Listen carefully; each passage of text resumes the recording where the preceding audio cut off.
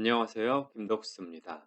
저희 구조체와 공용체를 연습해 볼 수 있는 문제로 캐릭터 레벨업이라는 문제를 내드렸었죠.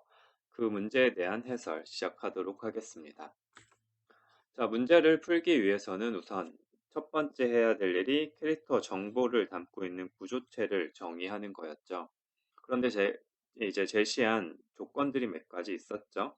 캐릭터는 네 가지 타입이 있다고 했습니다. 0, 1, 2, 3으로 표현된 워리어, 위자드, 아처, 프리스트가 있다고 했었고 힌트는 유니온을 드렸었고요. 나머지 이제 다양한 캐릭터 정보들을 담고 있다고 했었습니다. 자, 이름 같은 경우는 저희가 문자열을 사용해야 된다는 걸 알고 있고 문자열이니까 캐릭터 배열을 쓰면 된다는 거 다들 잘 알고 계실 것 같고요. 그 다음에 레벨 같은 경우도 unsigned int로 하면 된다고 했으니까 그대로 하면 되겠죠. 자, 그런데 이제 저희가 좀 신경 써야 봐야 될 그 캐릭터의 정보가 세 가지가 있었죠. 첫 번째가 ID. ID는 unsigned int인데 최상위 2개 비트는 타입을 나타낸다고 했고 하위 30비트가 ID를 나타낸다고 했습니다. 그리고 ID가 아니라 ID 베이스죠. 그래서 최상위 2개 비트와 뒤에 ID 베이스가 만나서 얘 전체가 ID가 돼야 된다고 말씀드렸었죠. 자, 그 다음 HP는 반대로 unsigned int형은 똑같은데 최하위 2비트가 반드시 캐릭터 타입과 일치해야 된다고 했었습니다. 이 전체가 HP가 되는 거였고요. 자, 세 번째, 능력치 같은 경우는 마찬가지로 unsigned int를 사용하는데 능력치를 나타내는 의미가 달랐었죠.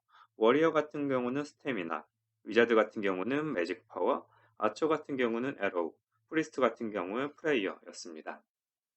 자, 그래서 이 능력치는 각 캐릭터가 이 중에 하나만 사용하면 되니까 힌트로 유니온이라는 걸 드렸었죠. 그럼 이 세 가지에 대한 해설을 한번 보도록 하죠.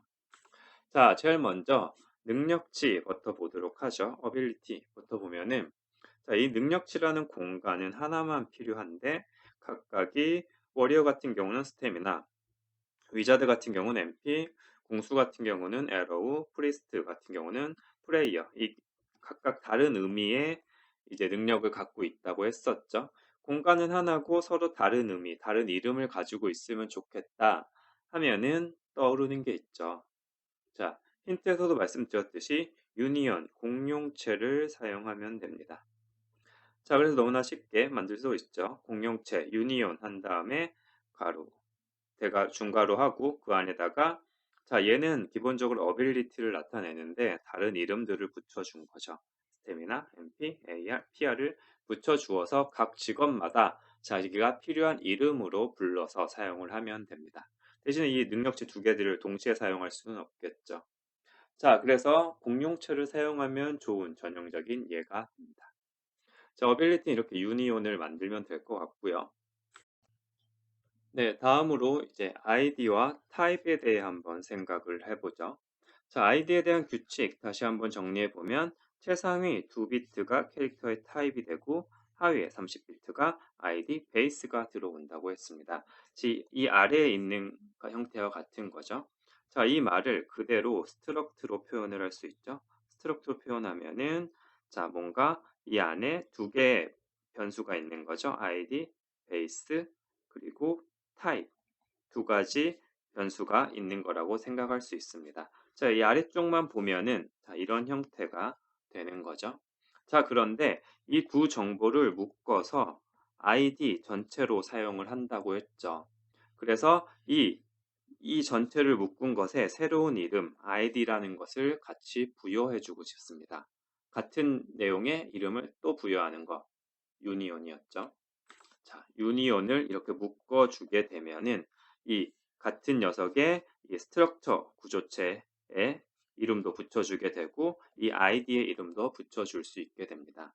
정리하면은 유니온으로 전체를 묶을 수 있는데 자, 이게 여기에 들어오고 또 아이디도 여기에 들어오면 되겠죠. 그러면 얘와 이 녀석이 같은 메모리 공간을 사용한다. 하지만 이 안은 스트럭트니까 같은 메모리 공간이 아니라 자신만의 메모리 공간을 사용한다라는 걸 알 수 있습니다.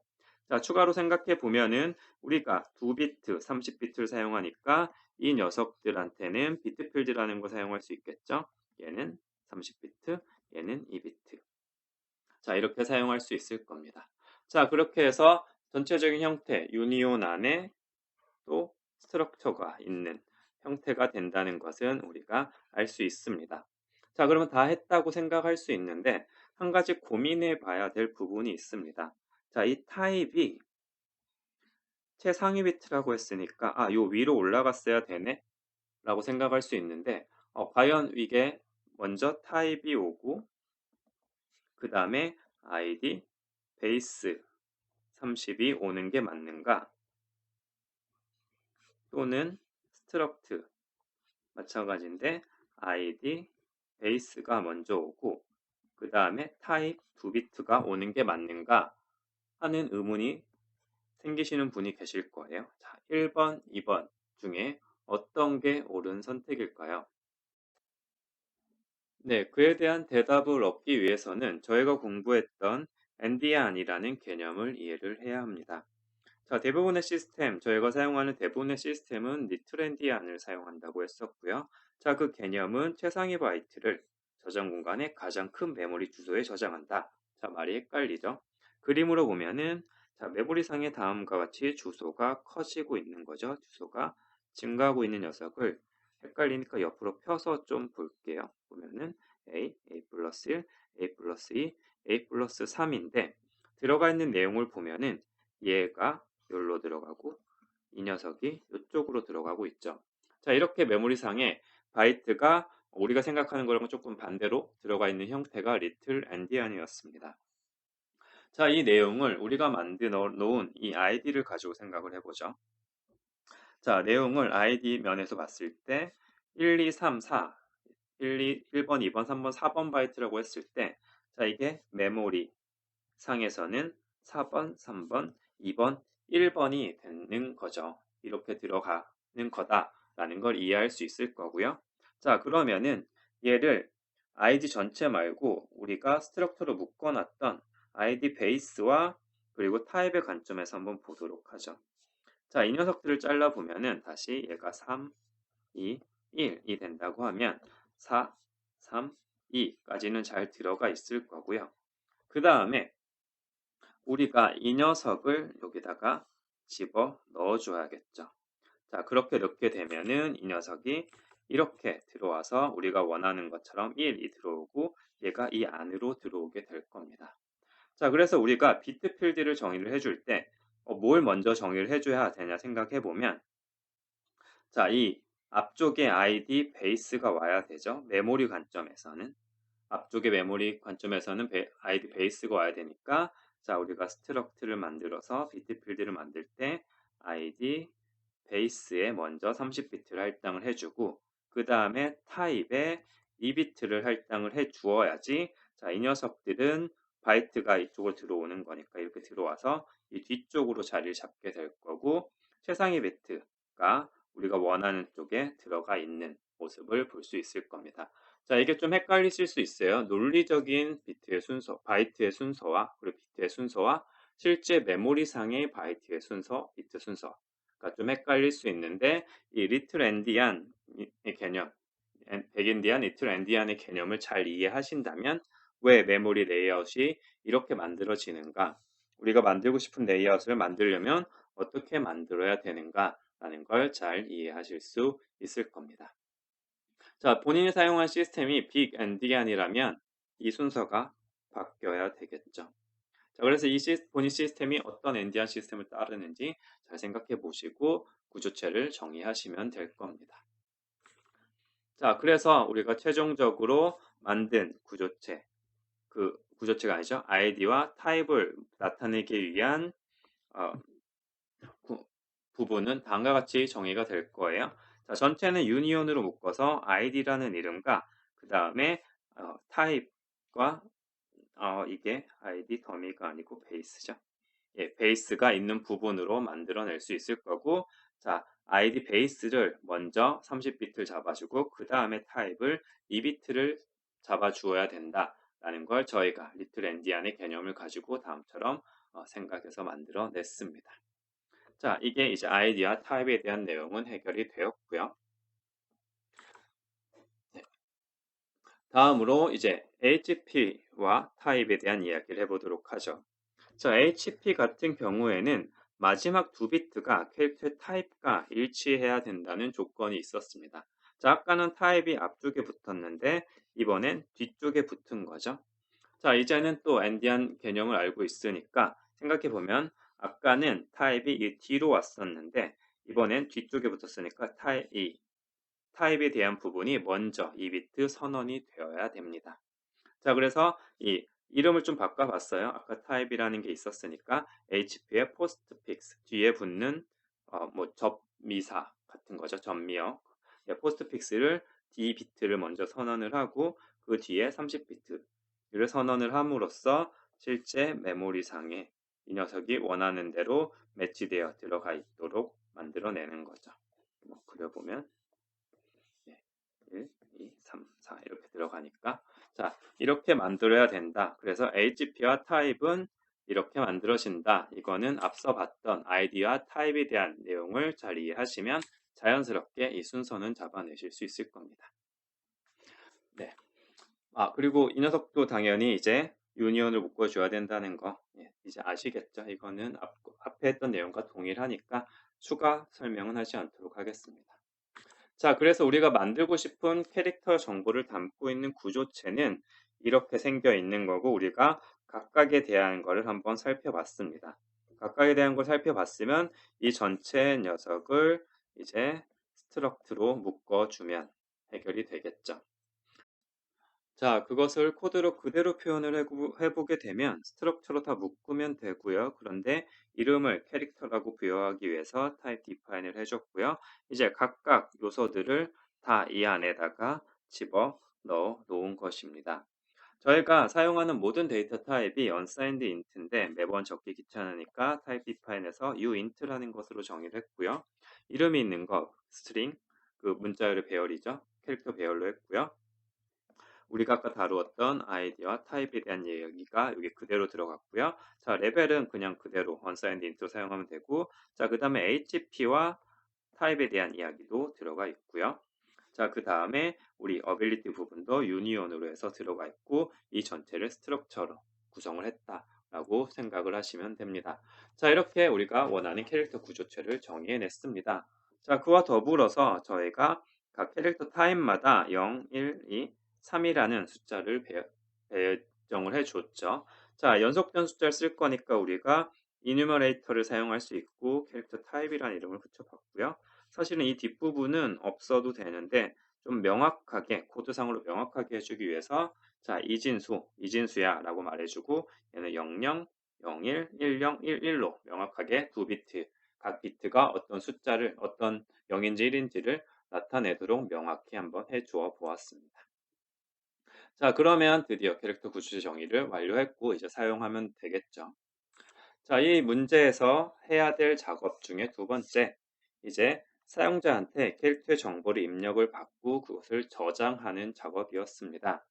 자, 그래서 이제 뭐 입력 받고 하는 건 너무나 쉽죠. 입력 받는 부분은 이제 각자 구현하시면 될 것 같고요.